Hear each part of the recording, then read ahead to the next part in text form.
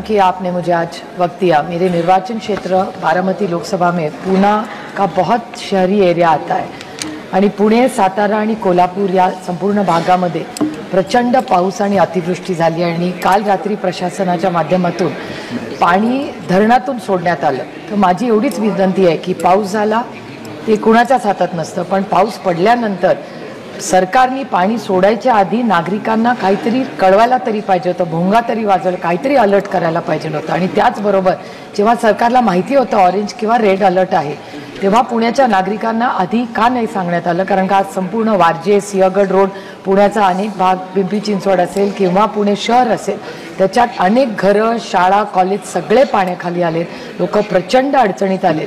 माझी केंद्र सरकारला विनंती राहील की NDRFच्या माध्यमातून यांनीही महाराष्ट्र सरकारला पॅकेजची आणि सहकार्याची मदत करावी। पुणे प्रचंड अडचणीत आज आहे आणि फक्त पुण्याचा भाग नाही, कोल्हापूरचाही भाग। त्याच्यामुळे या सगळ्या अतिवृष्टीचा अतिशय गांभीर्याने त्याची नोंद घेऊन केंद्र सरकारने महाराष्ट्र सरकारला आणि पुण्याच्या नागरिकांना मदत करावी, एवढीच माझी विनम्र विनंती आहे। थँक्यू।